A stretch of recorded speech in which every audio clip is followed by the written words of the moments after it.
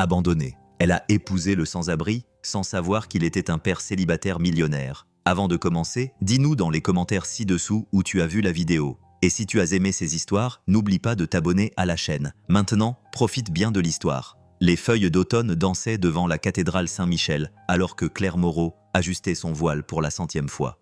À 30 ans, elle avait attendu toute sa vie ce moment.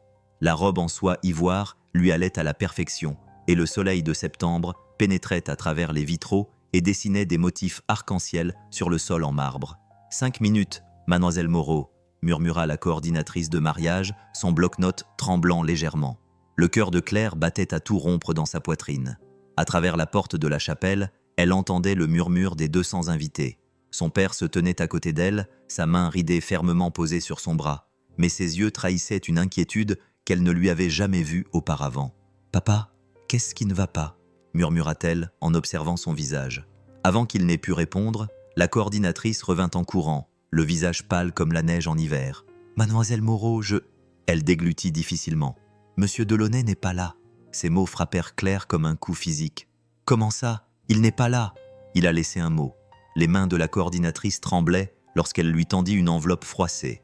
Claire l'ouvrit avec des doigts tremblants. La lettre était brève, dévastatrice. « Claire, je ne peux pas faire ça. Je ne suis pas prêt pour le mariage. Je suis désolé, Marc. » La cathédrale lui sembla soudain étouffante. 200 invités attendaient derrière ses portes, s'attendant à un mariage, s'attendant à de la joie. Au lieu de cela, ils allaient être témoins de son humiliation. La vision de Claire se brouilla alors que les larmes menaçaient de couler. « Qu'est-ce que je fais, papa ?» murmura-t-elle d'une voix brisée, tandis que son père serrait les mâchoires pour contenir sa rage. « On leur dit la vérité, ma chérie. Tu mérites mieux qu'un lâche qui s'enfuit. » Mais alors qu'ils se tenaient là, Claire sentit quelque chose se briser en elle. Elle avait planifié cette journée pendant 2 ans. Elle avait quitté son emploi dans une agence de publicité pour se consacrer à devenir la femme parfaite. Elle avait abandonné son appartement, son indépendance, tout pour Marc Delaunay. « Non », dit-elle soudainement, d'une voix plus forte qu'elle ne le ressentait. « Je ne vais pas le laisser gâcher cette journée. » Avant que son père ne puisse l'arrêter, Claire ouvrit brusquement les lourdes portes de la cathédrale et s'avança dans l'allée. La musique de l'orgue s'arrêta en plein milieu d'une note. 200 visages se tournèrent vers elle, la confusion remplaçant la joie. Claire arriva à l'hôtel où le père O'Brien l'attendait, les yeux remplis de compassion. Elle se tourna vers la foule, le menton relevé avec défi. « Marc Delaunay est un lâche », annonça-t-elle d'une voix qui résonna dans toute la cathédrale. « Mais je vais quand même me marier aujourd'hui. » Des cris étouffés résonnèrent dans la cathédrale Saint-Michel, tandis que les mots de Claire restaient suspendus dans l'air comme de l'encens. Sa mère, Hélé Lanard, serrait son collier de perles si fort que le fil menaçait de se rompre. Son père l'avait suivi dans l'allée, le visage partagé entre la fierté et la terreur. « Claire, ma chérie », murmura le père O'Brien d'un ton pressant. « Peut-être devrions-nous… »« Je suis sérieuse, mon père », l'interrompit Claire, ses yeux verts brillants de détermination. « J'ai 30 ans. J'ai attendu toute ma vie pour trouver l'homme de ma vie. Et apparemment, je me suis trompée. Mais je ne vais pas gâcher cette journée, cette robe ou ce moment. » Elle se retourna vers l'assemblée stupéfaite. Sa colocataire à l'université, Camille, était assise au 3e rang, bouche bée. Son cousin Philippe était déjà en train de sortir son téléphone pour enregistrer ce qu'il considérait clairement comme une crise totale. S'il y a un seul homme dans cette cathédrale qui croit qu'il faut saisir les occasions, qui croit au nouveau départ, poursuivit Claire, sa voix devenant plus forte à chaque mot.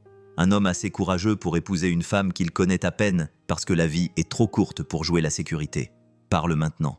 Le silence s'étira comme une éternité. Le cœur de Claire battait si fort qu'elle était sûre que tout le monde pouvait l'entendre. Qu'est-ce qu'elle avait fait? C'était fou. C'était « Je veux t'épouser ». La voix venait du fond de la cathédrale, rugueuse et inattendue. Toutes les têtes se tournèrent vers une silhouette qui se levait du dernier banc.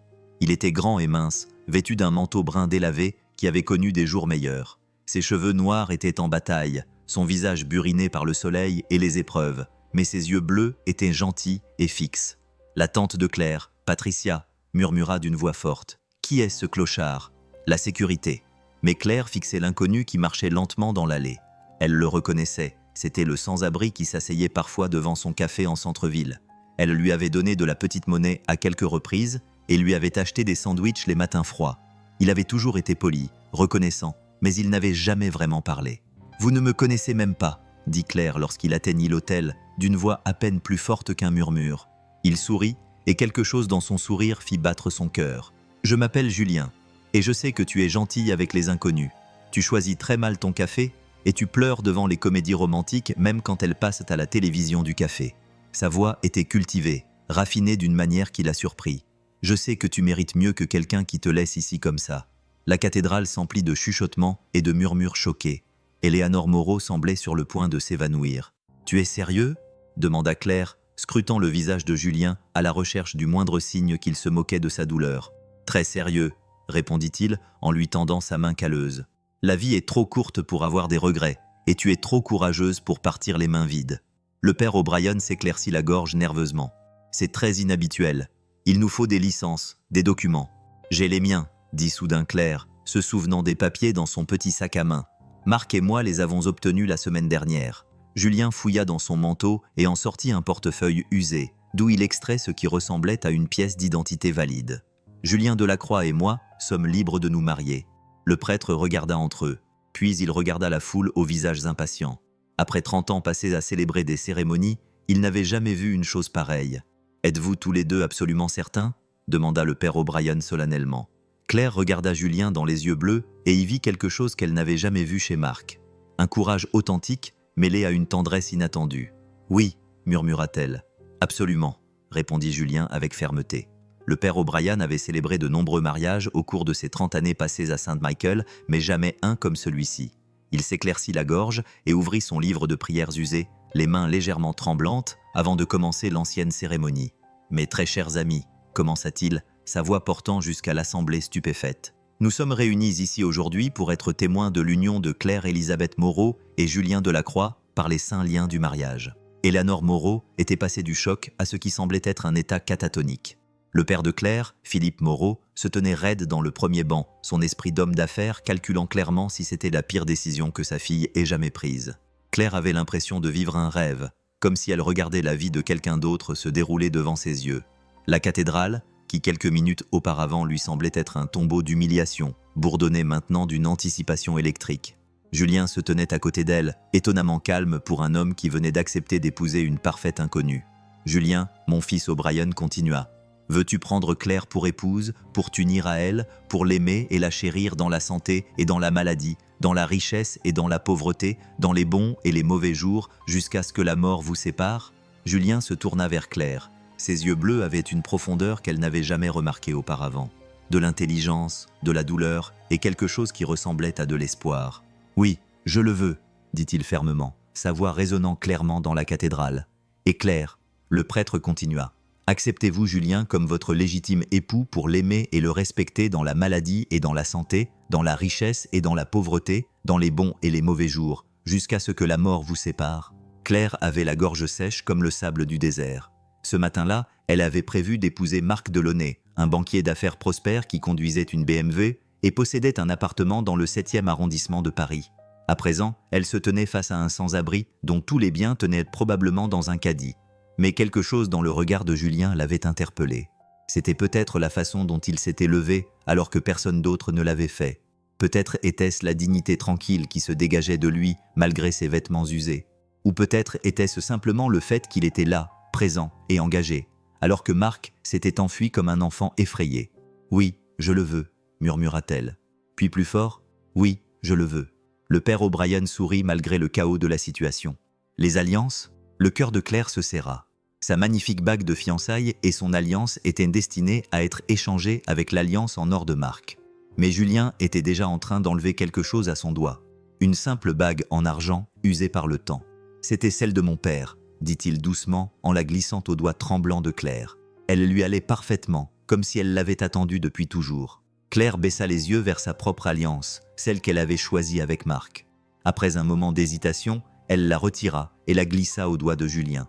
Elle était légèrement trop grande, mais il serra ses doigts pour la maintenir en place. « Par le pouvoir qui m'est conféré par l'État de Paris, » annonça le père O'Brien, « je vous déclare mari et femme. » Il fit une pause, regardant Julien avec un petit sourire. « Vous pouvez embrasser la mariée. » Julien s'approcha, sa main caressant doucement le visage de Claire. « Tu es sûr ?»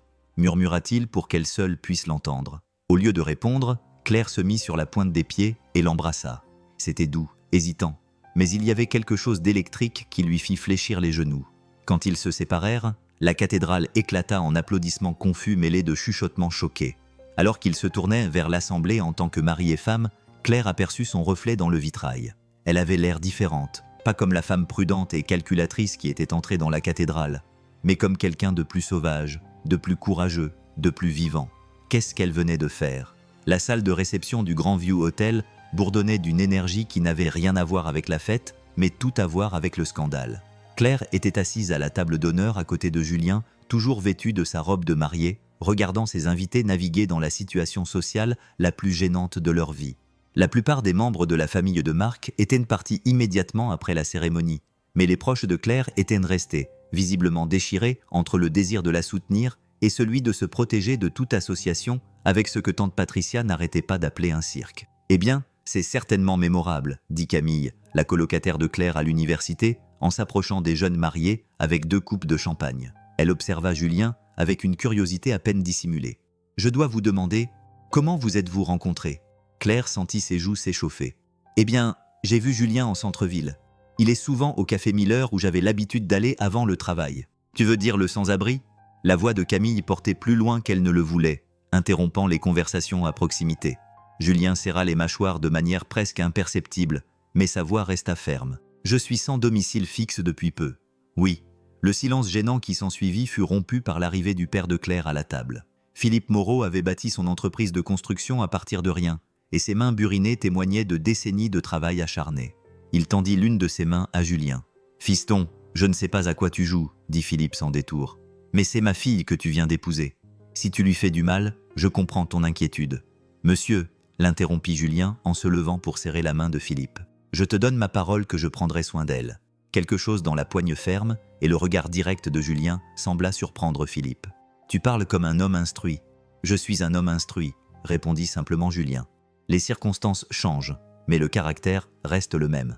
Avant que Philippe n'ait le temps de répondre, la coordinatrice du mariage se précipita vers eux, un bloc-notes à la main et la panique dans les yeux. « Madame Delacroix, » dit-elle, visiblement gênée par le changement de nom. « Nous devons discuter de la suite nuptiale.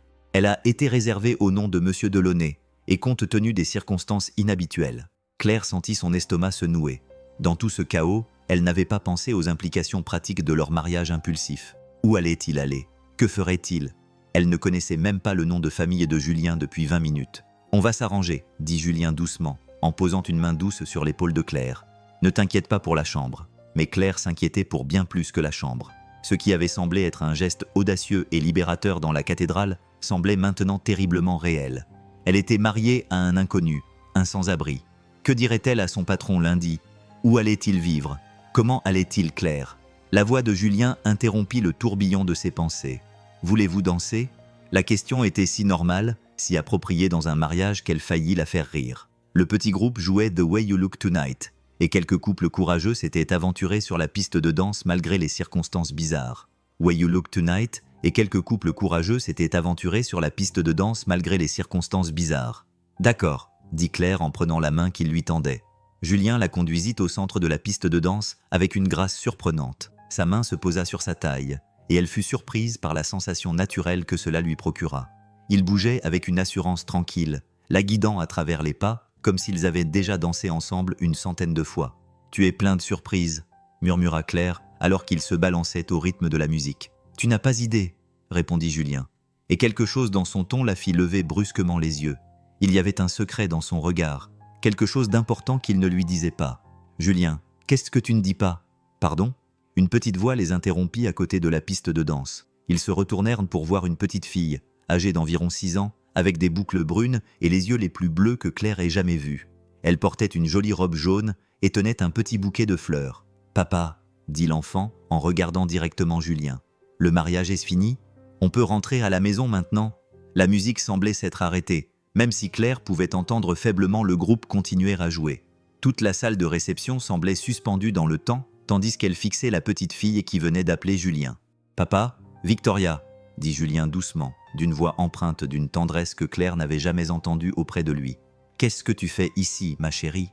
L'enfant, Victoria, regardait avec incertitude Julien et Claire. « Madame Henderson m'a amené. Elle a dit que tu étais à un mariage, et je voulais voir ses yeux bleus brillants, si semblables à ceux de Julien. » Elle fixait Claire avec une intensité curieuse. « C'est toi la mariée ?» Claire était sous le choc. Julien avait une fille, une fille de 6 ans, aux boucles brunes et à la robe jaune, qui la regardait avec une curiosité innocente qui serra le cœur de Claire de douleur. « Claire, dit Julien doucement, sa main toujours sur sa taille. Voici ma fille, Victoria. Victoria, voici Claire. Elle est... On vient de se marier. » Victoria pencha la tête, réfléchissant à cette information avec l'expression sérieuse que les enfants ont lorsqu'ils assimilent quelque chose d'important. « Ça veut dire que tu es ma maman maintenant ?» Cette simple question frappa Claire comme un coup physique. Elle n'était pas prête pour ça. Elle n'était prête pour rien de tout ça. 1 heure plus tôt, elle était une mariée abandonnée. Maintenant, elle était mariée à un homme sans domicile fixe avec une fille de 6 ans qui lui demandait si Claire était sa nouvelle mère. « Je... » commença Claire, puis s'interrompit, regardant Julien d'un air désemparé.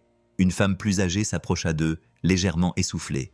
Elle avait peut-être 60 ans, des yeux bienveillants et des cheveux grisonnants tirés en un chignon soigné. « Je suis vraiment désolée, » dit-elle en cherchant la main de Victoria. « J'ai vu l'église depuis la fenêtre de la voiture et j'ai insisté pour que nous nous arrêtions. Je suis Madame Henderson. Je garde Victoria parfois. » Julien avait la mâchoire serrée, comme s'il était gêné. « Ce n'est pas grave, Hélène. Victoria, tu n'aurais pas dû laisser Madame Henderson. Mais je voulais la rencontrer, » dit Victoria en montrant Claire avec la franchise propre aux enfants. « Elle est jolie, papa. On dirait une princesse. » Malgré tout, le choc, la confusion, la prise de conscience grandissante qu'elle avait épousé non seulement un inconnu, mais aussi un père, Claire sentit son cœur se réchauffer aux paroles de l'enfant. « Elle est très jolie, » acquiesça Julien, croisant le regard de Claire avec une expression d'excuse qui semblait dire qu'il était désolé pour la surprise, mais pas désolé pour sa fille. Claire s'agenouilla à la hauteur de Victoria, sa robe de mariée s'étalant autour d'elle sur la piste de danse. « Bonjour Victoria, je m'appelle Claire, j'aime bien ta robe jaune, elle est très jolie. » Victoria rayonna, visiblement ravie du compliment. « Madame Henderson m'a aidé à la choisir. On a pensé que tu aimerais peut-être le jaune. » Elle marqua une pause, puis ajouta avec l'honnêteté d'une enfant de 6 ans. « Papa a dit qu'il allait à un mariage, mais il n'a pas dit qu'il allait se marier. C'est différent, n'est-ce pas ?» Claire leva les yeux vers Julien, les questions se multipliant dans son esprit plus vite qu'elle ne pouvait les traiter. Il savait qu'il venait à un mariage. « Comment ? Pourquoi, Victoria ?» dit doucement Madame Henderson. « Nous devrions laisser ton papa et sa nouvelle femme terminer leur fête. »« Mais je veux rester, » protestait Victoria, puis elle regarda Claire avec un regard plein d'espoir dans ses yeux bleus. « Je peux rester, s'il te plaît ? Je ne suis jamais allée à un mariage. » Claire sentit le poids de dizaines de regards posés sur cette réunion de famille surréaliste qui se déroulait sur la piste de danse. Ses propres parents se tenaient à proximité. Sa mère semblait avoir besoin d'une assistance médicale. Le visage de son père était indéchiffrable. C'était fou, tout cela. Elle avait épousé un sans-abri qui n'était pas seulement sans domicile.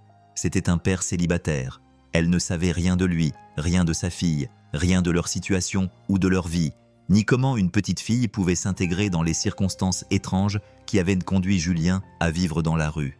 Mais en regardant le visage plein d'espoir de Victoria, Claire s'entendit dire « Bien sûr que tu peux rester, ma chérie.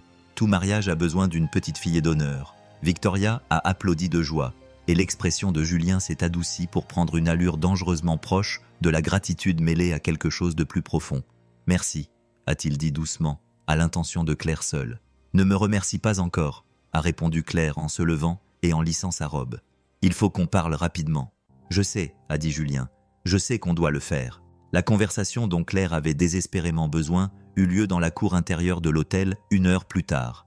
Victoria avait charmé la moitié des invités du mariage et était en train d'être nourrie de gâteaux par le cousin de Claire, Philippe, tandis que Madame Henderson montait la garde. Julien et Claire étaient assis sur un banc en pierre sous les érables d'automne, les bruits de la réception flottant à travers les porte-fenêtres derrière eux. « Commence par le début, » dit Claire, d'une voix plus ferme qu'elle ne le sentait. « Tout, qui tu es vraiment, pourquoi tu étais à mon mariage, et pourquoi ta fille est ici ?» Julien resta silencieux pendant un long moment, les mains jointes devant lui. Quand il parla, sa voix trahissait le poids de secrets soigneusement gardés. « Je m'appelle Julien Delacroix, j'ai 34 ans. Victoria est ma fille, ma seule famille depuis que ma femme est morte il y a 3 ans. » Il s'est arrêté, le visage marqué par la douleur. « J'ai tout perdu après le décès de Rebecca. Les frais médicaux, le chagrin, les mauvaises décisions. J'essaie de reconstruire ma vie depuis. » « Mais tu étais sans domicile fixe, » a dit Claire doucement. « Je t'ai vu en ville pendant des mois. »« Pas vraiment sans domicile fixe, » a corrigé Julien. « J'ai séjourné dans des refuges avec des amis quand je le pouvais, dormant dans la rue quand je n'avais pas le choix, mais j'ai travaillé à des petits boulots, comme manœuvre n'importe quoi. J'ai vu que tu avais besoin de... Je t'ai vu en ville pendant des mois. Pas sans domicile fixe, » corrigea Julien. J'ai parfois dormi dans des refuges ou chez des amis quand je le pouvais, dans la rue quand je n'avais pas le choix. Mais j'ai fait des petits boulots, des travaux journaliers, tout pour économiser de l'argent et me remettre sur pied. Victoria reste chez Madame Henderson et d'autres amis quand je ne peux pas lui offrir un toit convenable. Claire sentit quelque chose bouger dans sa poitrine. Pas vraiment de la compassion, mais la reconnaissance d'une lutte qu'elle comprenait. Ça n'explique toujours pas pourquoi tu étais à mon mariage. Julien sourit largement. Je n'étais pas censé être là. Je fais parfois des travaux d'entretien pour la cathédrale. Le père O'Brien me paie en noir pour l'aider à faire des réparations. J'étais censé finir de réparer une rampe d'escalier avant le début de la cérémonie. Il la regarda droit dans les yeux. J'étais en train de partir par derrière quand j'ai entendu ce qui s'était passé. Quand j'ai entendu que tu disais que tu ne le laisserais pas gâcher ta journée. Alors tu as décidé de m'épouser ? Demanda Claire, essayant toujours de comprendre. J'ai décidé de te donner le choix, corrigea Julien. Je t'ai observé pendant des mois. Claire, tu m'as toujours souri. Tu m'as traité comme une personne alors que les autres faisaient semblant de ne pas me voir. Tu m'as offert un café quand il pleuvait, des sandwichs quand tu pensais que j'avais faim. Tu as un grand cœur. Ça ne veut pas dire que je suis prête à être belle-mère, dit Claire doucement.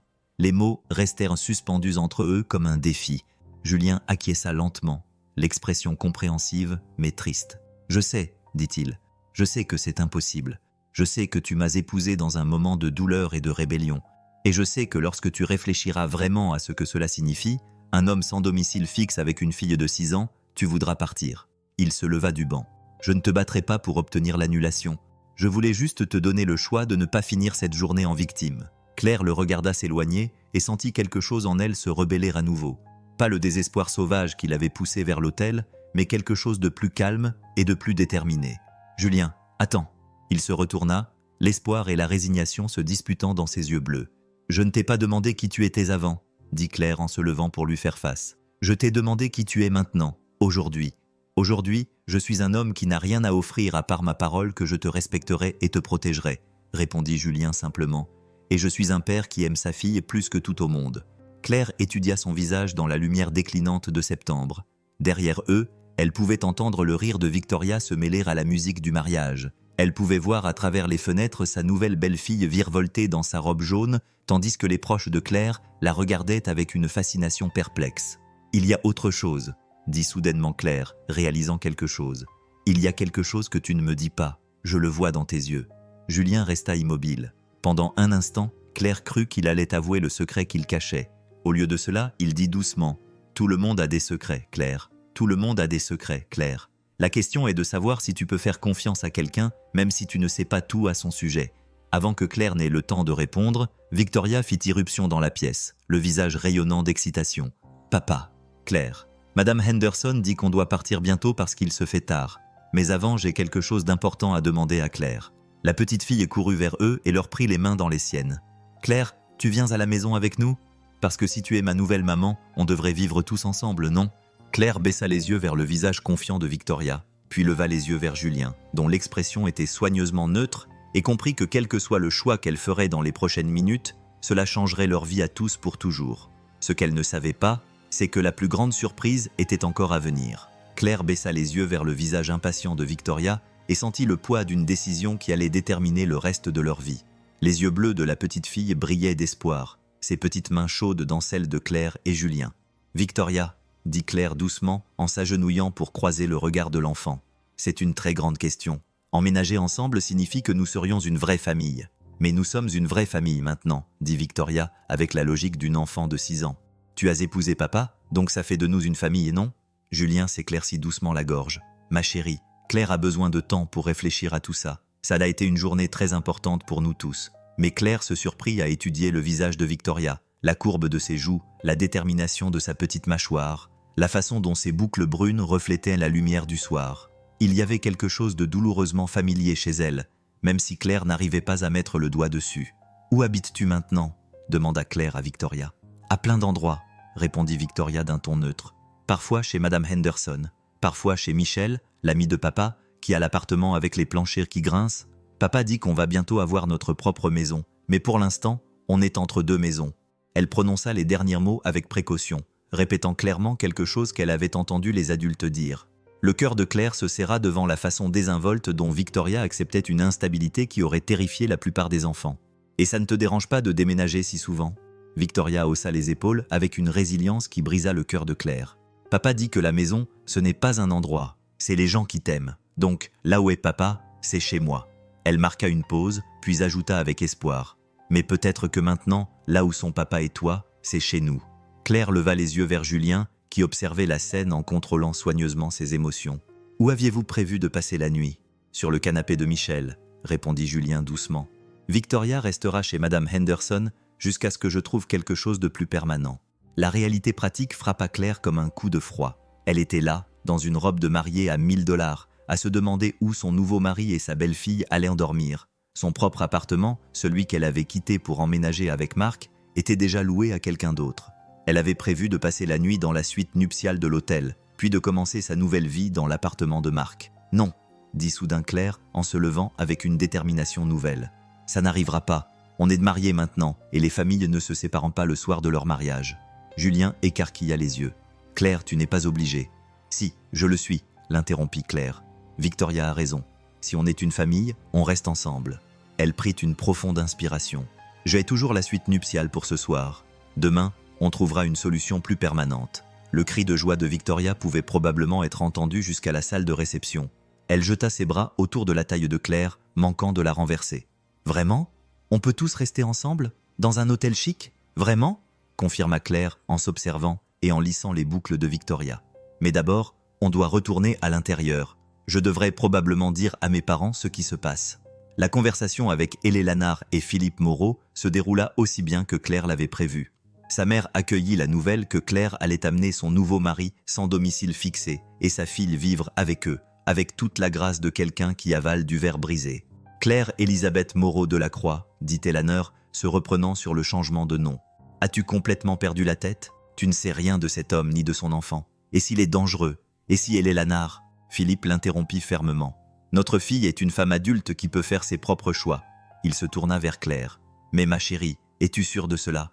Le mariage est déjà assez difficile sans ajouter autant d'incertitudes. » Claire regarda à travers le hall de réception où Julien aidait patiemment Victoria à nettoyer le glaçage du gâteau sur ses mains. « Papa, j'ai passé 2 ans à planifier la vie parfaite avec l'homme parfait et il m'a abandonné devant l'autel. Il est peut-être temps que j'arrête de planifier et que je commence à vivre. » 1 heure plus tard, Claire se tenait dans l'ascenseur du Grand View Hotel avec sa nouvelle famille, toujours vêtue de sa robe de mariée et tenant la main de Victoria, tandis que Julien portait un petit sac de voyage qui semblait contenir toutes ses possessions matérielles. « C'est le plus bel ascenseur que j'ai jamais vu !» s'exclama Victoria en regardant les miroirs dorés et le lustre en cristal. « On va vraiment séjourner dans la chambre de princesse ? La suite nuptiale, corrigea gentiment Claire. « Et oui, vraiment. » Lorsque les portes de l'ascenseur s'ouvrirent au niveau du penthouse, Victoria eut le souffle coupé. La suite était magnifique. Des baies vitrées donnant sur la ville, une cheminée en marbre, un lit king-size recouvert de pétales de rose et du champagne rafraîchissant dans un seau à glace. « On se croirait dans un conte de fées », murmura Victoria en tournoyant au milieu de la pièce. Mais Julien restait figé sur le seuil, le visage pâle. « Claire, je ne peux pas. Ça doit coûter plus que ce que je gagne en 6 mois. Je ne peux pas te laisser faire. Tu ne me laisses rien faire, » dit Claire fermement. « C'est notre nuit de noces et c'est ici que nous allons passer la nuit. » Fin de la discussion. Cette nuit-là, après que Victoria se soit endormie dans le charmant salon, enveloppée dans toutes les couvertures qu'ils avaient pu trouver, Claire et Julien s'assirent maladroitement de part et d'autre de l'énorme lit, tous deux encore entièrement habillés. « Je devrais prendre le canapé, » dit Julien pour la 3e fois. « Il y a beaucoup de place, » répondit Claire, bien que la tension entre eux soit palpable. « On est mariés. On peut partager un lit comme des adultes. » Ils restèrent allongés en silence pendant de longues minutes. Les lumières de la ville projetaient des motifs sur le plafond. Finalement, Claire prit la parole. « Julien, qu'est-il arrivé à ta femme ?» Sa voix était faible dans l'obscurité. « Un cancer, agressif, qui a évolué rapidement. Elle est décédée 6 mois après le diagnostic. » Il fit une pause. « Les frais médicaux nous ont ruinés financièrement, mais perdre Rebecca m'a détruit émotionnellement. J'ai pris de très mauvaises décisions dans mon chagrin. » Quel genre de décision ? Une autre longue pause. Le genre de décision qui coûte à un homme tout ce pour quoi il a travaillé.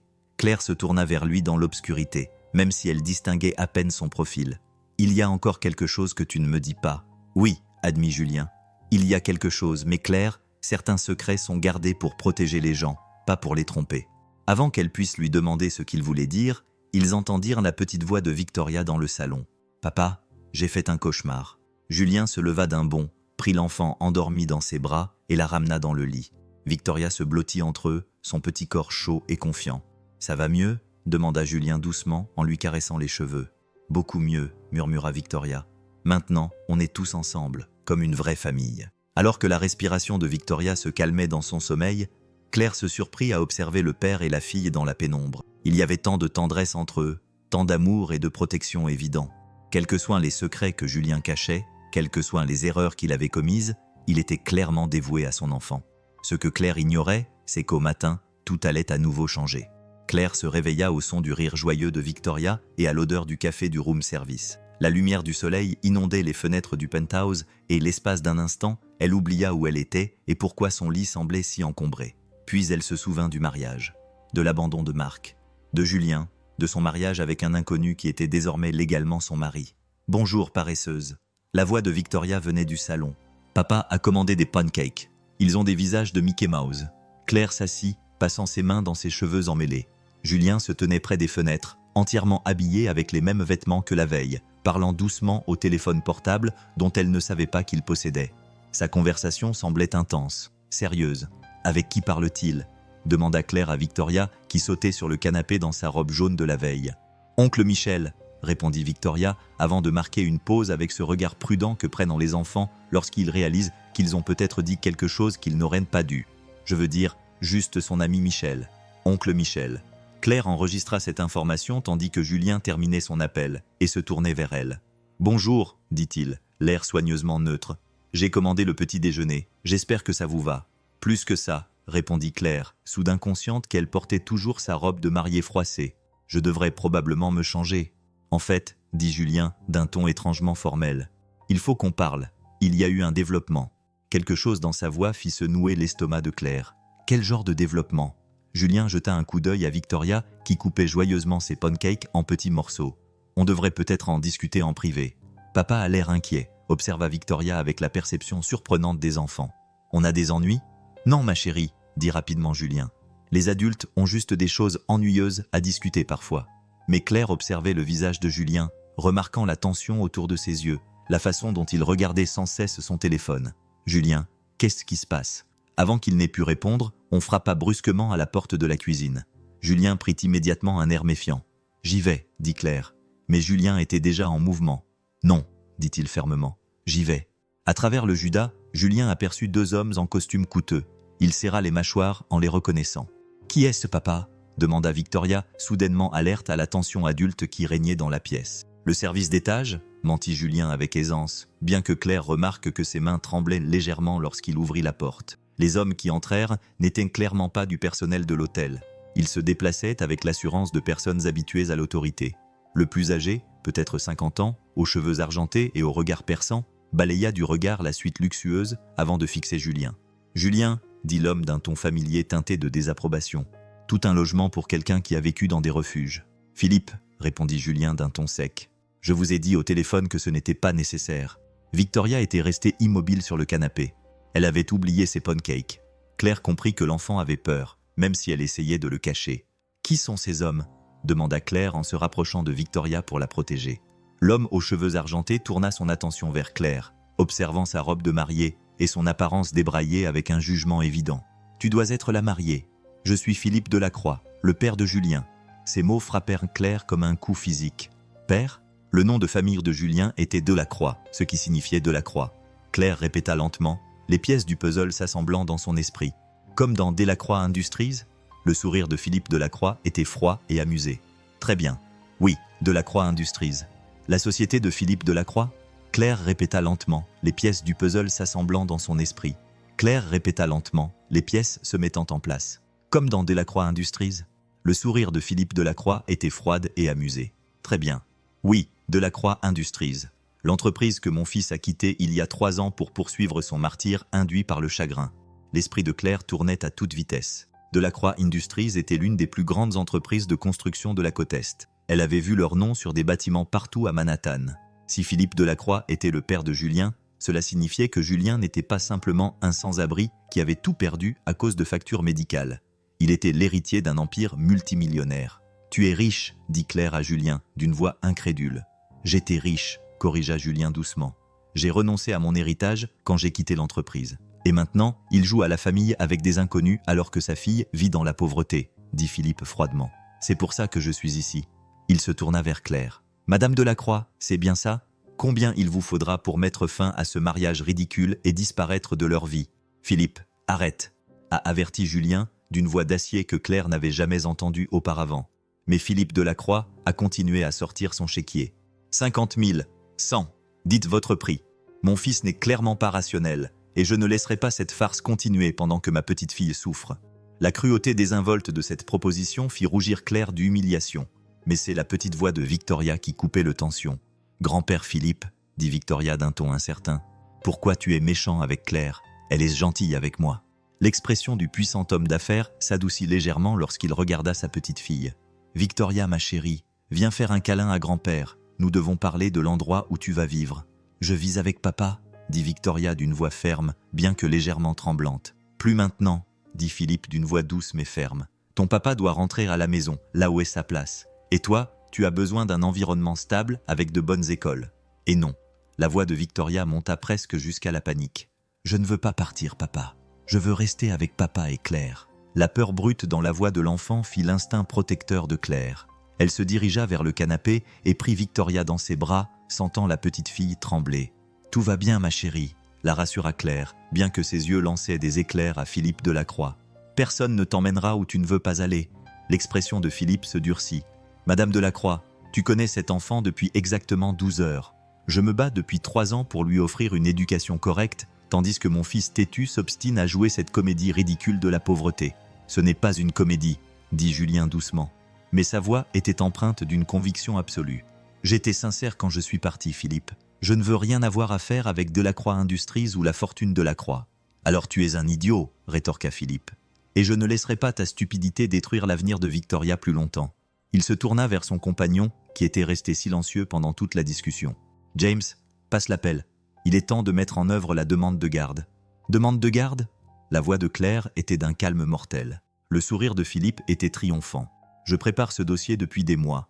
Un père au chômage, sans domicile fixe, qui fait passer son enfant de la garde d'un tuteur temporaire à l'autre pendant qu'il vit dans des refuges. Aucun tribunal du pays ne lui accordera la garde d'un enfant stable et riche grand-parent. Les mots restèrent suspendus dans l'air comme une condamnation à mort. Victoria serra Claire plus fort, jusqu'à lui faire presque mal.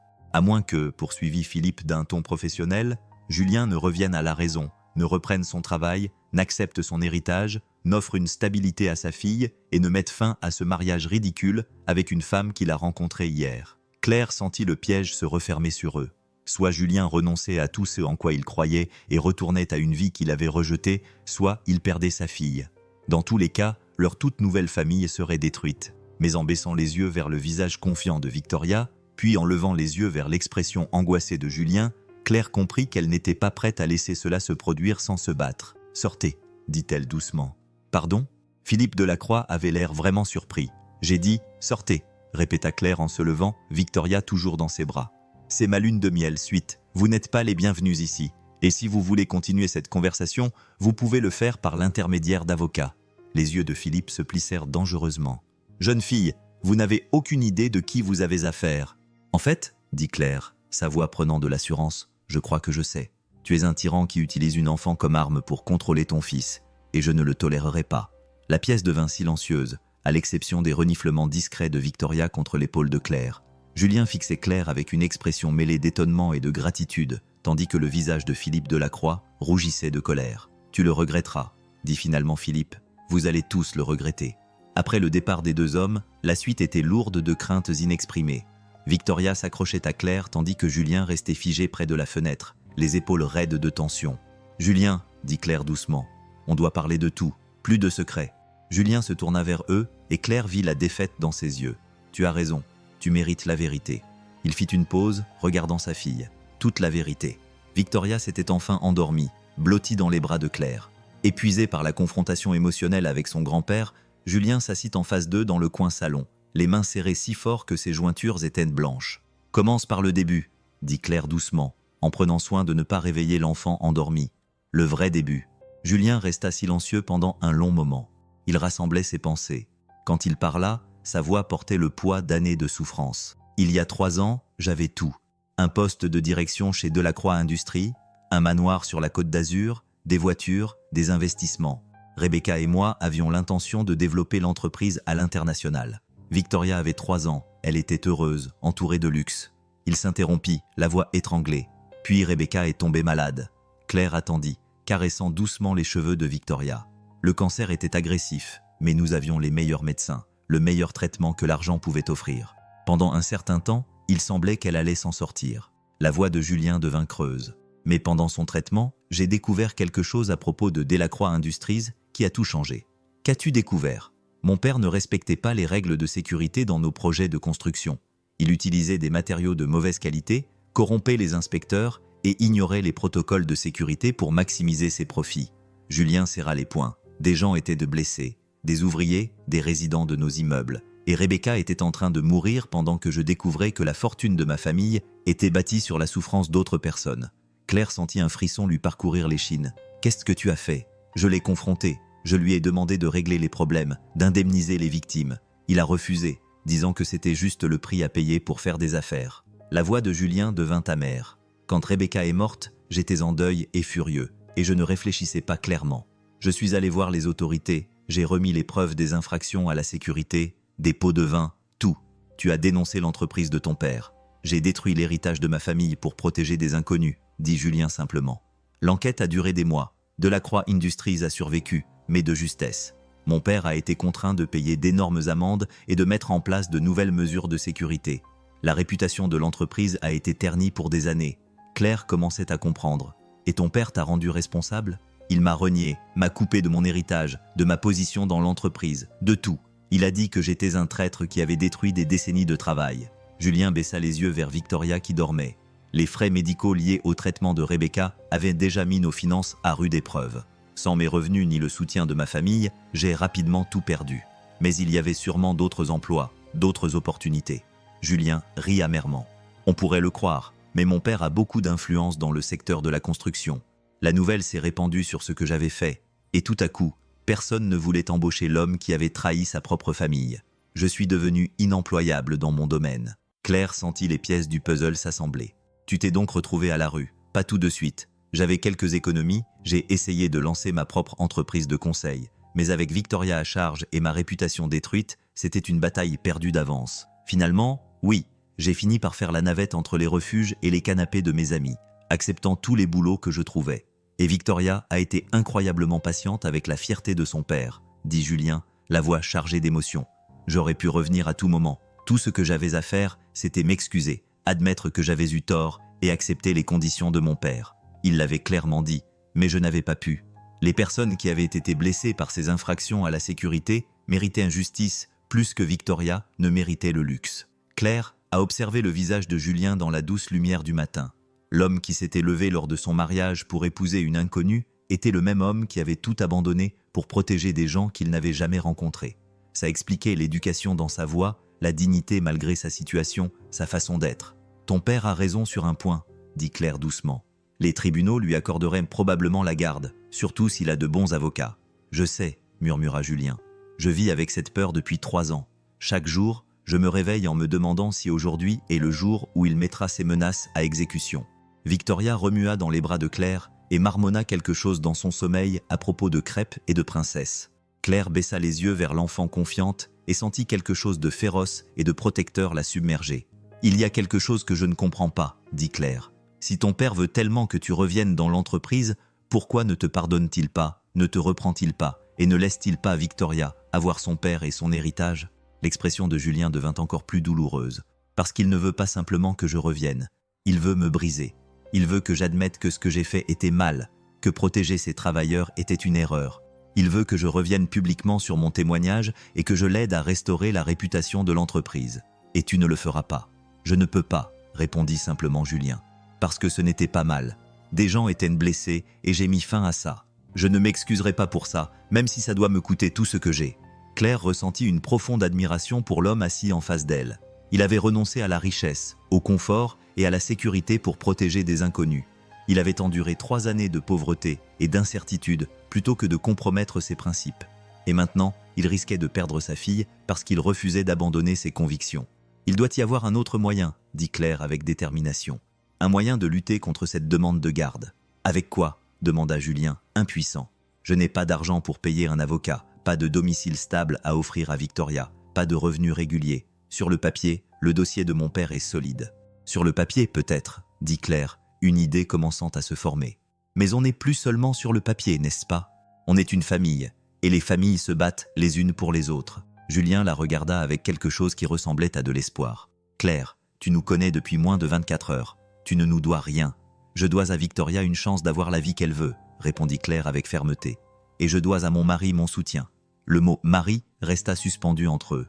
Étrange et nouveau, mais pourtant justifié.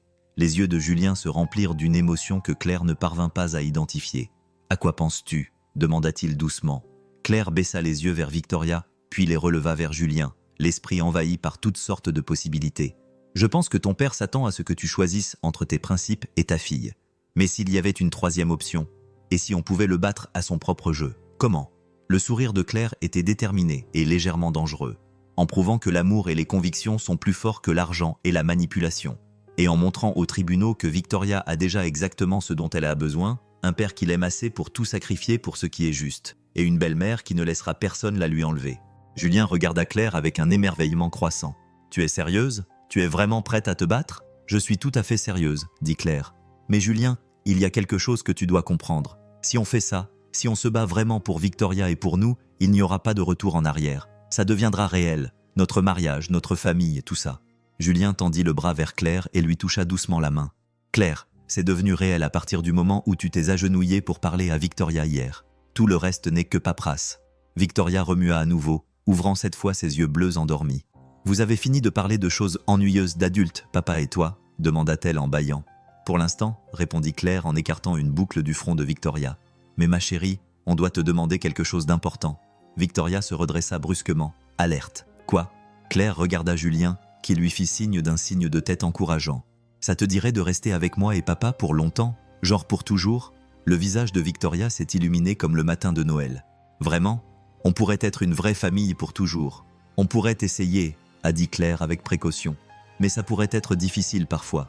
Et certaines personnes pourraient ne pas comprendre ou approuver. » Victoria a réfléchi à ça avec le sérieux dont elle faisait preuve pour toutes les questions importantes. Puis elle sourit, le même sourire radieux qui avait charmé les invités du mariage. « Je me fiche de ce que pensent les autres, » déclara Victoria. « Je t'aime bien, Claire, et papa est plus heureux quand tu es là, je le vois bien. » Claire sentit son cœur se serrer. En regardant cette enfant courageuse et aimante et son père dévoué, elle réalisait que tout avait changé. Il ne s'agissait plus d'un mariage de convenance, ni même d'aider des étrangers dans le besoin. Il s'agissait de famille, une vraie famille, celle pour laquelle ça vaut la peine de se battre. Le cabinet d'avocats Morrison, Klein et associés occupait tout le 42e étage d'un gratte-ciel de Manhattan. Claire était assise dans la salle d'attente 3 jours plus tard, vêtue de son meilleur tailleur et essayant de paraître plus confiante qu'elle ne l'était. Victoria était assise à côté d'elle, balançant ses jambes et fredonnant doucement tandis que Julien faisait les 100 pas près des fenêtres.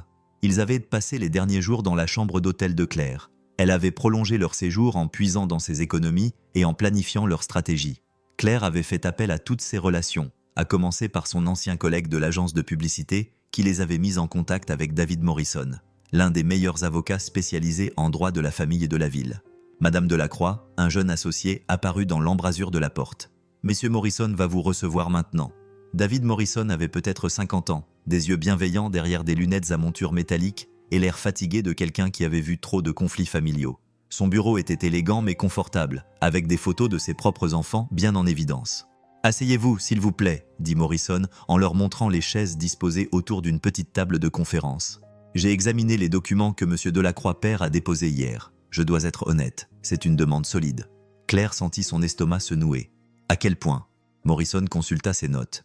Il mentionne le chômage de Julien, sa situation de logement précaire et ce qu'il qualifie de comportement erratique, notamment son mariage impulsif avec une inconnue. Il a des documents attestant des différents logements temporaires de Victoria au cours des 2 dernières années, des déclarations de travailleurs sociaux exprimant leur inquiétude et des témoins de moralité attestant de sa propre stabilité et de ses ressources financières. « Mais Julien n'est plus au chômage, » intervint Claire. « J'ai parlé à mon père hier. Moreau Construction embauche Julien comme chef de projet à partir de lundi. » Morrison haussa un sourcil. « C'est utile, mais un emploi soudain juste avant une audience pour la garde, pourrait être considéré comme opportuniste. Il se tourna vers Julien. « Parle-moi de ta décision de quitter Delacroix Industries. » Julien expliqua la situation avec soin, fournissant des documents sur les violations de la sécurité et l'enquête qui avait suivi. Morrison écouta sans l'interrompre, prenant parfois des notes. « C'est en fait assez convaincant, » dit Morrison lorsque Julien eut terminé. « Vous avez sacrifié un gain personnel pour protéger la sécurité publique. Cela en dit long sur votre caractère et vos convictions morales. Est-ce que cela suffira ?» demanda Victoria à voix basse depuis sa chaise. Elle était inhabituellement calme depuis qu'elle avait appris la demande de garde. L'expression de Morrison était douce mais réaliste. « Victoria, la principale préoccupation du tribunal est ce qui est le mieux pour vous. Cela signifie la stabilité, la sécurité et la continuité des soins. Votre grand-père peut vous offrir ces choses d'une manière qui pourrait être difficile pour votre père en ce moment. » Claire sentit la colère monter en elle. « Et l'amour ? Et le lien entre un père et sa fille ? Ça ne compte pas ? » « Ça compte plus que tout, » lui assura Morrison. « Mais l'amour ne paie pas le loyer, les soins de santé ou l'éducation. Le tribunal doit tenir compte des réalités pratiques. » « Alors on crée de nouvelles réalités pratiques, » dit Claire avec fermeté. « Julien commence un nouveau boulot lundi. On cherche un appart cet après-midi. Victoria aura une vie stable. »« Claire, » dit Morrison avec précaution, « vous êtes mariés depuis 3 jours. Le tribunal va se demander si cet arrangement est vraiment stable ou s'il s'agit simplement d'une réaction à la menace de garde. » L'implication était douloureuse, mais Claire insista. « Que faudrait-il pour prouver que notre mariage est réel ?» Morrison se cala dans son fauteuil, les observant. Du temps, avant tout, des habitudes familiales bien établies, des comptes bancaires communs, un domicile partagé, des cercles sociaux communs, le genre de choses qui se développent naturellement au fil des mois ou des années, pas en quelques jours. « Mais on n'a pas des mois ou des années, » dit Julien doucement. « L'audience est prévue pour la semaine prochaine. Ce qui m'amène à ma prochaine préoccupation, » continua Morrison. « Monsieur Delacroix père a engagé Blackwood & Associates, Margaret Blackwood, plus précisément. » Claire ne reconnut pas le nom, mais Julien pâlit. « Elle s'est occupée du divorce de mes parents quand j'avais 12 ans. Absolument impitoyable. Elle est aussi brillante, » admit Morrison, « et elle ne perd jamais les affaires de garde. » Le silence s'installa dans la pièce alors que le poids de leur situation s'abattait sur eux. Ils allaient devoir faire face à des ressources illimitées, à une représentation juridique experte et à un système qui favorisait naturellement la richesse et la stabilité plutôt que l'amour et les bonnes intentions. « Alors, que recommandez-vous » demanda finalement Claire. Morrison resta silencieux pendant un long moment. Honnêtement, envisagez de négocier. Le père de Julien pourrait être disposé à faire des concessions. Peut-être des visites supervisées, un accord de garde partagé, un soutien financier en échange de certaines concessions. « Quel genre de concessions » demanda Julien, contrôlant soigneusement sa voix. Le supérieur de M. Delacroix pourrait être prêt à faire des compromis. Peut-être des visites supervisées, un accord de garde partagé, un soutien financier en échange de certaines concessions. « Quel genre de concessions » demanda Julien d'une voix très contrôlée. « Revenir chez Delacroix Industries. Une réconciliation publique avec ton père. Une réintégration structurée dans l'entreprise familiale et le cercle social. »« Absolument pas, » répondit Julien avec fermeté. « Julien, je ne compromettrai pas mes principes ni ne légitimerai ce que mon père a fait. » Morrison acquiesça, comme s'il s'attendait à cette réponse. « Alors nous nous battrons, mais je veux que vous compreniez les risques.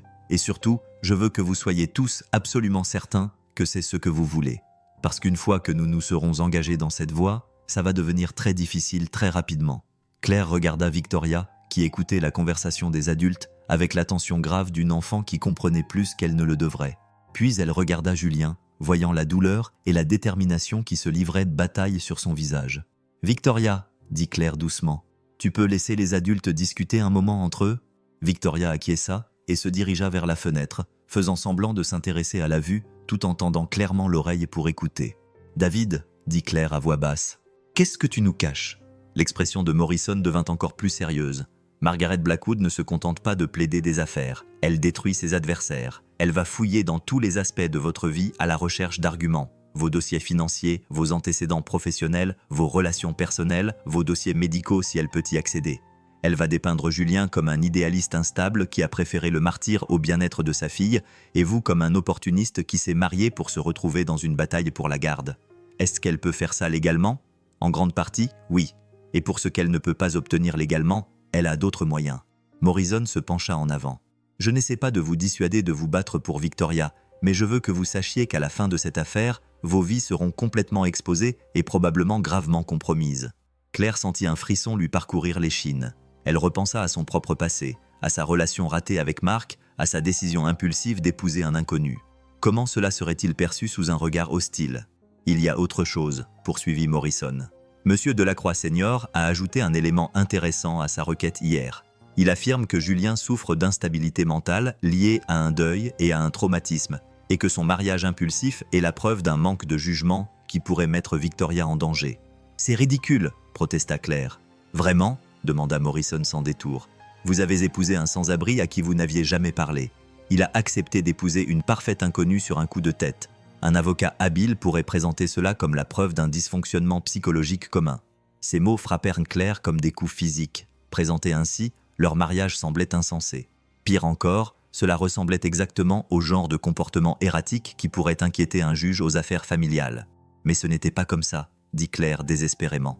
C'était une question de courage, de prise de risque, de deux personnes blessées qui prenaient une décision imprudente dans un moment de crise émotionnelle. Morrison conclut doucement. « Je ne dis pas que c'est ce que c'est. Je dis que c'est comme ça que Margaret Blackwood le présentera. » La petite voix de Victoria rompit le lourd silence. « Tu vas abandonner notre cause ?» Ils se retournèrent pour la voir debout près de la fenêtre, les larmes coulant sur son visage malgré ses efforts pour paraître courageuse. « Chérie, » Julien s'avança vers elle. « J'ai entendu ce que l'avocate a dit. » Victoria continua, la voix tremblante. « Qu'on est trop brisé pour être une vraie famille. Que Claire t'a épousé uniquement pour m'aider. » Elle regarda directement Claire. « C'est vrai? T'as épousé papa uniquement parce que tu avais pitié de nous ?» Le cœur de Claire se brisa devant la douleur brute dans la voix de Victoria. Elle s'agenouilla pour regarder l'enfant dans les yeux et lui prit ses petites mains. « Victoria, j'ai épousé ton papa, parce qu'à ce moment-là, c'était l'homme le plus courageux que j'avais jamais rencontré. Quelqu'un qui défendait une inconnue alors que personne d'autre ne le faisait. » La voix de Claire se fit plus forte. « Et je me bats pour notre famille maintenant parce que toi et ton papa êtes devenus les choses les plus importantes de ma vie. Même si c'est vraiment difficile, » murmura Victoria. « Surtout parce que c'est vraiment dur, » répondit Claire avec fermeté. « Les meilleures choses dans la vie valent la peine qu'on se batte pour elles. » Victoria jeta ses bras autour du cou de Claire et la serra fort. Par-dessus la tête de l'enfant, Claire croisa le regard de Julien et y vit sa propre détermination se refléter. « Monsieur Morrison, » dit Claire en se levant, Victoria toujours dans ses bras. « On ne négociera pas et on ne reculera pas. Quoi que Margaret Blackwood nous réserve, on s'en occupera, parce que cette petite fille mérite de rester avec son père et que cette famille mérite une chance de prouver que l'amour est plus fort que l'argent. » Morrison les observa longuement, puis sourit pour la première fois depuis leur arrivée. « Dans ce cas, mettons-nous au travail, parce que si on veut battre Margaret Blackwood à son propre jeu, on va avoir besoin de tous les avantages possibles. » Alors qu'ils commençaient à planifier leur défense, aucun d'entre eux ne remarqua la berline noire garée de l'autre côté de la rue, ni le détective privé à l'intérieur qui prenait des photos avec un téléobjectif. La véritable bataille ne faisait que commencer. Claire n'avait pas dormi plus de 2 heures d'affilée au cours de la semaine précédente. Chaque matin apportait son lot de nouveaux défis, tandis que Margaret Blackwood et son équipe d'enquêteurs disséquaient systématiquement leur vie. Le détective privé dont Morrison les avait prévenus n'était qu'un début. Elle se tenait dans la salle de bain de leur nouvel appartement, un modeste 2 pièces à Montreuil qui mettait à rude épreuve leurs finances communes et se regardait dans le miroir. Des cernes ombrageaient ses yeux et le stress lui avait fait perdre 5 kilos. Dans 6 heures, il se présenterait devant le tribunal des affaires familiales pour décider de l'avenir de Victoria. « Claire, » dit Julien doucement à travers la porte, « le café est prêt. » Elle le trouva dans leur petite cuisine, déjà vêtue du seul costume correct que Morrison avait insisté pour qu'ils achètent pour l'audience. Victoria était assise à table, vêtue de sa plus belle robe jaune, parce que ça la rendait courageuse, en picorant dans un bol de céréales. « Je n'ai pas faim, » annonça Victoria en repoussant le bol. « Tu dois manger quelque chose, ma chérie, » dit Julien doucement. Mais Claire remarqua qu'il n'avait pas touché à son propre petit déjeuner non plus. La semaine écoulée avait été un tourbillon de préparatifs et de révélations. Morrison avait eu raison au sujet des tactiques de Margaret Blackwood.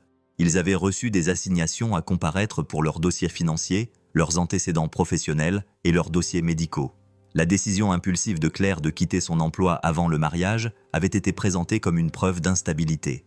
Les 3 années de sous-emploi de Julien avaient été qualifiées d'incapacité chronique à subvenir aux besoins de sa famille. Mais le pire était arrivé la veille. « Tu as vu le journal ?» demanda Victoria à voix basse. Claire serra les mâchoires. Le Paris Post avait publié un article intitulé « Un sans-abri s'invite à un mariage et enlève la mariée ».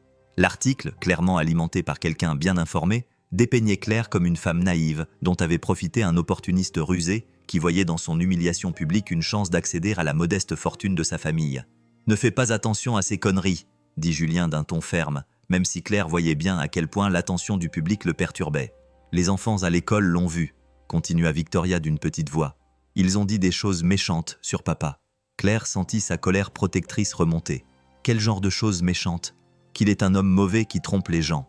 Que je devrais avoir honte. Les yeux de Victoria se remplirent de larmes qu'elle s'efforçait de retenir. Mais papa n'est pas méchant. C'est le meilleur papa du monde. Julien finit par perdre son sang-froid.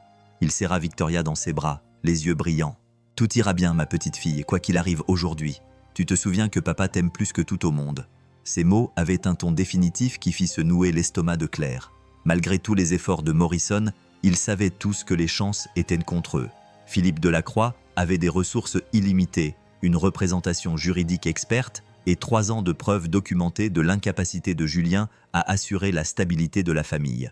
Le téléphone de Claire vibra, signalant un SMS de Morrison. « Rendez-vous au tribunal à 9h. Blackwood a déposé une requête de dernière minute. On doit discuter de la stratégie. Qu'est-ce que ça signifie ?» demanda Julien en lisant par-dessus son épaule. « Rien de bon, » répondit Claire d'un air sombre. 1 heure plus tard, ils étaient assis dans une salle de conférence du tribunal, tandis que Morrison expliquait la dernière manœuvre de Margaret Blackwood. « Elle exige une évaluation psychologique, » dit Morrison sans préambule. « Vous 3, elle prétend que les circonstances de votre mariage, combinées au stress de la bataille pour la garde, constituent un environnement potentiellement néfaste pour Victoria. Elle peut faire ça ?» demanda Claire. « Le juge a accepté la requête ce matin. Si vous refusez l'évaluation, cela sera considéré comme une admission que vous avez quelque chose à cacher. » Julien serra les poings. « Combien de temps cela prendra-t-il » 2 semaines minimum. L'audience pour la garde sera reportée jusqu'à ce que les résultats soient disponibles. « Encore 2 semaines de ça, » dit Claire en montrant le journal posé sur la table. « Encore 2 semaines où Victoria sera tourmentée à l'école, où des enquêteurs nous suivront partout, où notre vie sera mise en pièces en public. » Morrison avait l'air compatissant, mais réaliste. « J'ai bien peur que ça empire. » Blackwood demande également que Victoria soit placée sous la garde temporaire de son grand-père pendant la période d'évaluation. Ces mots ont frappé la petite salle de conférence comme une bombe. Victoria, qui était restée assise tranquillement sur sa chaise, se leva brusquement. « Non », dit-elle d'une voix ferme, sa voix de 6 ans trahissant une conviction absolue. « Tu ne partiras pas, ma chérie », dit Morrison doucement. « Si le juge l'ordonne, j'ai dit non. » La voix de Victoria s'éleva jusqu'à devenir un cri qui pouvait probablement être entendu dans la salle d'audience au bout du couloir. « Je ne veux pas vivre avec grand-père Philippe. Je veux rester avec papa et Claire. » Julien essaya de la calmer, mais Victoria était hors d'état de raison.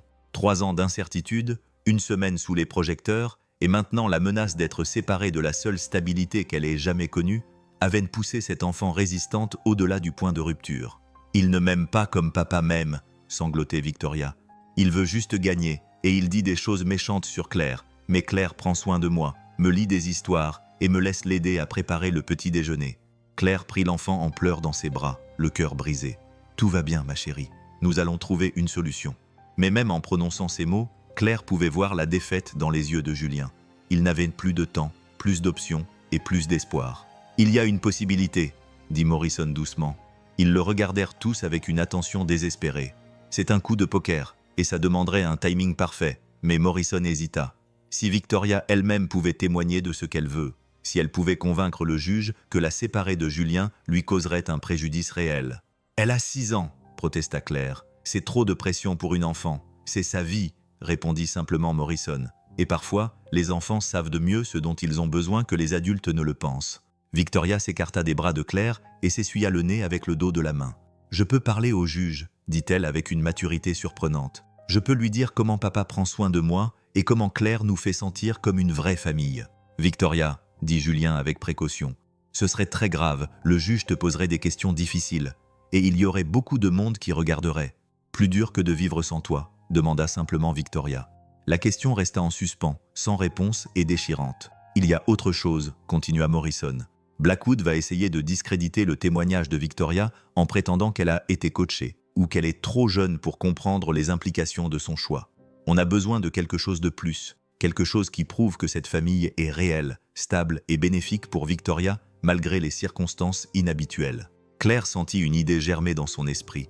Et si on pouvait montrer que Victoria s'est réellement épanouie depuis notre mariage, que notre famille, quelle que soit son origine, lui a apporté quelque chose qu'elle n'avait pas avant? Comment prouver ça? Claire repensa à la semaine écoulée, malgré tout le chaos et le stress. Victoria avait été plus heureuse, plus sereine, plus confiante que Julien ne l'avait décrite depuis des années. Elle avait commencé à parler de l'avenir comme elle ne l'avait jamais fait auparavant, à faire des projets pour Noël, à demander à commencer des cours de danse, à dessiner des images de leur famille. Sa prof, dit soudain Claire. Madame Patterson, elle a appelé hier pour prendre des nouvelles de Victoria parce qu'elle avait remarqué un changement très positif dans son comportement et ses résultats scolaires cette semaine. Les yeux de Morrison s'illuminèrent. Le témoignage d'un prof sur le bien-être d'un enfant a beaucoup de poids auprès des juges des tribunaux familiaux. Et il y a le docteur Marchand, au centre de santé communautaire, a ajouté Julien.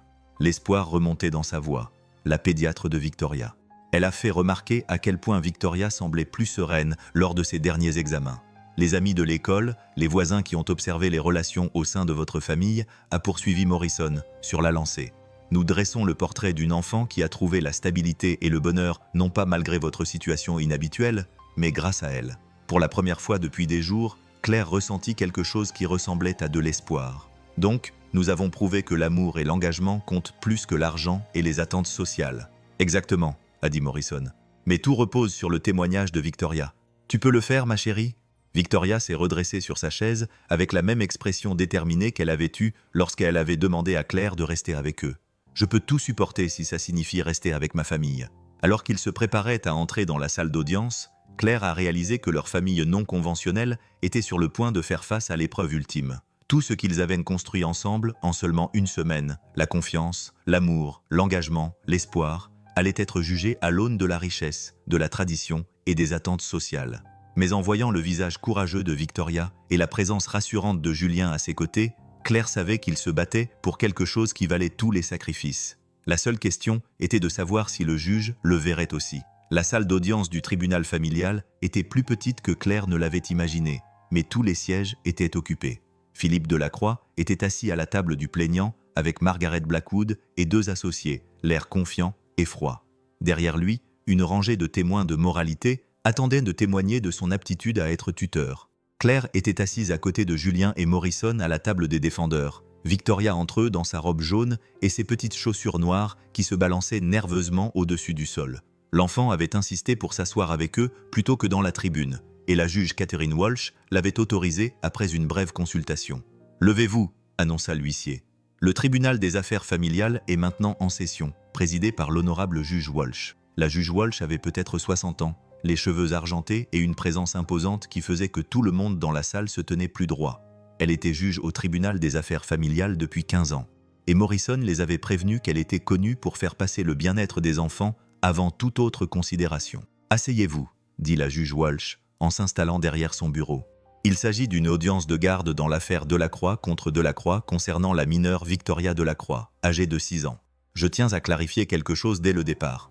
La préoccupation principale de cette cour est l'intérêt supérieur de l'enfant. Toutes les autres considérations sont secondaires. Margaret Blackwood se leva pour prononcer son discours d'ouverture. Elle était en tout point l'image de la prédatrice dont Morrison les avait prévenus. Elle était élégante, éloquente et absolument impitoyable. Votre honneur, cette affaire concerne une enfant dont la vie a été bouleversée par la fierté mal placée d'un père et l'ingérence impulsive d'un étranger. Pendant 3 ans, Victoria Delacroix a vécu sans logement décent, sans éducation régulière et sans ressources suffisantes parce que son père a choisi l'idéologie plutôt que ses responsabilités. Blackwood a fait un geste vers Julien avec un mépris subtil. Julien Delacroix avait toutes les chances de subvenir aux besoins de sa fille en se réconciliant avec sa famille et en acceptant son héritage. Au lieu de ça, il a choisi de la faire vivre pendant des années dans la pauvreté et l'incertitude tout en poursuivant ce qu'il appelle ses principes. Elle a tourné son attention vers Claire. Il y a 8 jours, Julien Delacroix a convaincu une femme émotionnellement vulnérable de l'épouser quelques heures après l'avoir rencontrée, créant une illusion de stabilité pour contrer les préoccupations déjà soulevées concernant la garde. Ce n'est pas de l'amour, votre honneur, c'est de la manipulation. Claire sentit ses joues s'empourprer, mais Morrison l'avait averti de rester calme quoi qu'il arrive. Blackwood poursuivit. Philippe Delacroix offre à sa petite fille tout ce que son père ne peut lui offrir. La stabilité, la sécurité, des opportunités d'éducation et l'amour d'un homme qui a élevé avec succès ses propres enfants. Il demande à cette cour de sauver Victoria du chaos permanent dans lequel elle se trouve actuellement. L'ouverture de Blackwood était magistrale, présentant Julien comme un idéaliste égoïste et Claire comme un pion naïf dans une stratégie désespérée pour obtenir la garde. Lorsqu'elle s'assit, la salle d'audience était lourde de ses insinuations. L'ouverture de Morrison était plus simple, mais plus passionnée. Votre honneur, cette affaire concerne en effet ce qui est le mieux pour Victoria Delacroix.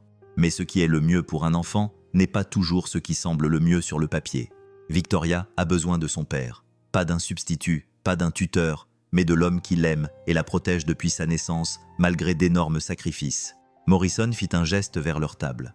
Julien Delacroix a laissé tomber la richesse et le confort pour protéger des innocents de la négligence d'une boîte. C'est pas de la fierté mal placée, c'est du courage moral. Et Victoria Delacroix mérite d'être élevée par un mec qui lui apprend que faire ce qui est juste est plus important que d'être à l'aise. Il s'est arrêté, sa voix devenant plus forte. Quant à Claire Delacroix, elle n'a pas épousé Julien pour manipuler une bataille pour la garde. Elle l'a épousé parce qu'elle a vu quelque chose que la plaignante semble avoir manqué, à savoir que Julien Delacroix est exactement le genre d'homme dont haine. Quant à Claire Delacroix, elle n'a pas épousé Julien pour manipuler une bataille pour la garde. Elle l'a épousé parce qu'elle a reconnu quelque chose que le plaignant semble avoir manqué, à savoir que Julien Delacroix est exactement le genre d'homme que n'importe quel enfant aurait de la chance d'avoir comme père. La phase des témoignages a commencé avec Philippe Delacroix à la barre. Sous les questions de Blackwood, il a dépeint une image de lui-même comme le grand-père dévoué qui avait assisté, impuissant, à la façon dont la fierté de son fils mettait en danger sa petite-fille. « J'ai tout essayé pour ramener Julien à la maison », a témoigné Philippe, la voix lourde d'une tristesse apparente. « Je lui ai offert le rétablissement complet, le pardon total, la direction de la entreprise. Tout ce qu'il avait à faire, c'était d'admettre qu'il avait eu tort de détruire l'entreprise familiale et de reprendre ses responsabilités. » « Et quelle a été sa réponse ?» a demandé Blackwood. Il a continué à se montrer provocateur, à affirmer qu'il avait eu raison de trahir sa propre famille. Et maintenant, il se marie avec une femme qu'il connaît à peine dans le but évident de donner l'illusion d'une vie stable. Sous le contre-interrogatoire de Morrison, cependant, des fissures ont commencé à apparaître dans la façade de Philippe. « Monsieur Delacroix, vous dites que vous voulez que votre fils admette qu'il a eu tort. Les violations de sécurité qu'il a signalées étaient-elles réelles ?» Philippe serra les mâchoires. Il y avait quelques problèmes réglementaires qui ont été résolus par la suite. Des problèmes qui ont entraîné 3 blessés et un mort selon l'enquête de l'OSHA. Est-ce exact? Les accidents, ça arrive dans la construction. C'est une réalité malheureuse du métier. Morrison insista davantage. Monsieur, avez-vous ou non utilisé sciemment des matériaux de qualité inférieure pour augmenter vos marges bénéficiaires? J'ai pris des décisions commerciales dans le respect de la loi, répondit Philippe d'un ton sec. Dans le respect de la loi après avoir payé des amendes substantielles et accepté la surveillance fédérale, a rétorqué Morrison.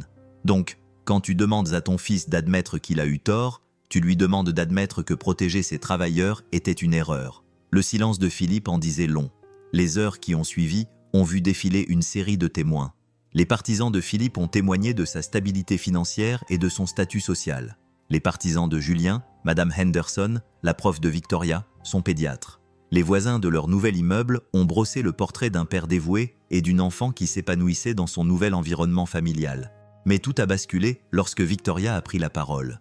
Le juge Walsh avait fait en sorte qu'elle soit assise sur une chaise spéciale qui lui permettait d'être vue par-dessus la barre des témoins.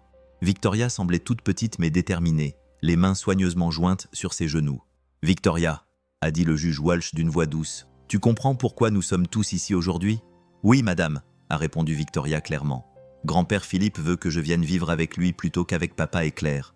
Et qu'est-ce que tu en penses ?» La voix de Victoria était ferme malgré son jeune âge. « Je ne veux pas vivre avec grand-père Philippe. Je veux rester avec ma famille. » Margaret Blackwood se leva pour le contre-interrogatoire, d'un ton faussement doux. « Victoria, ton grand-père pourrait t'offrir une grande maison, ta propre chambre, des jouets, les meilleures écoles. Tu n'aimerais pas tout ça ? » « J'ai ma propre chambre maintenant, » répondit Victoria. « Claire m'a aidé à la décorer avec des autocollants de papillons, et j'aime mon école. Mais tu ne voudrais pas avoir des jouets chers et de jolis vêtements ?» Victoria réfléchit sérieusement. « La maison de grand-père Philippe est froide, et il se fâche quand je fais trop de bruit ou quand je pose des questions sur papa. » Elle regarda directement son grand-père. « Je ne pense pas qu'il aime vraiment beaucoup les enfants. » Blackwood tenta une autre approche. « Victoria, quelqu'un t'a dit ce que tu devais dire aujourd'hui. »« Papa m'a dit de dire la vérité, » répondit simplement Victoria. « C'est donc ce que je fais. »« Et quelle est la vérité, Victoria ?» La voix de Victoria devint plus forte, plus assurée. « La vérité, c'est que papa prend soin de moi-même quand c'est difficile. La vérité, c'est que Claire nous fait des crêpes le matin, m'aide à faire mes devoirs et me lit des histoires le soir. La vérité, c'est qu'on est heureux ensemble. » Elle fit une pause, puis ajouta avec une honnêteté dévastatrice. « Grand-père Philippe a beaucoup d'argent, mais papa et Claire ont beaucoup d'amour, et je pense que l'amour est plus important. » La salle d'audience était complètement silencieuse tandis que Victoria continuait, sa sagesse de 6 ans balayant tous les arguments juridiques et les calculs financiers. Avant que Claire arrive, papa était souvent triste parce que maman lui manquait et parce que nous n'avions pas de vrai foyer. Mais maintenant, il sourit davantage et nous prenons le petit déjeuner ensemble tous les matins et Claire m'apprend à tresser les cheveux. Victoria regarda le juge avec une sincérité absolue. Nous ne sommes plus brisés. Nous sommes une vraie famille. Quand Victoria a fini de témoigner, il n'y avait plus un œil sec dans la salle d'audience. La juge Walsh a demandé une brève suspension d'audience et Claire a regardé la femme qui allait décider de leur sort disparaître dans son bureau. « Comment tu penses que ça s'est passé ?»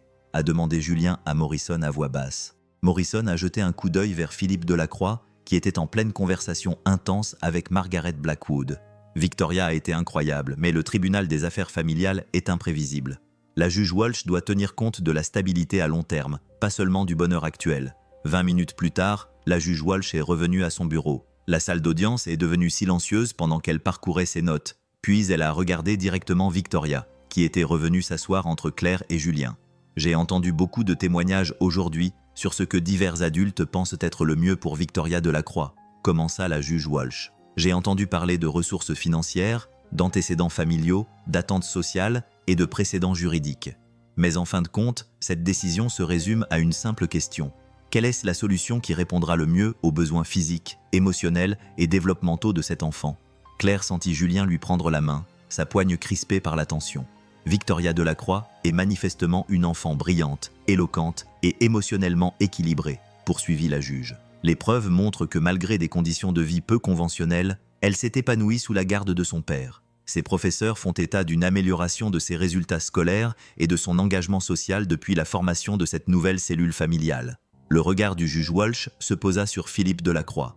Si le demandeur peut sans aucun doute offrir de meilleures conditions matérielles, la richesse ne suffit pas à elle seule à justifier l'autorité parentale. La Cour est particulièrement préoccupée par l'incapacité apparente du demandeur à accepter que son fils ait fait un choix moralement courageux en signalant des violations de la sécurité.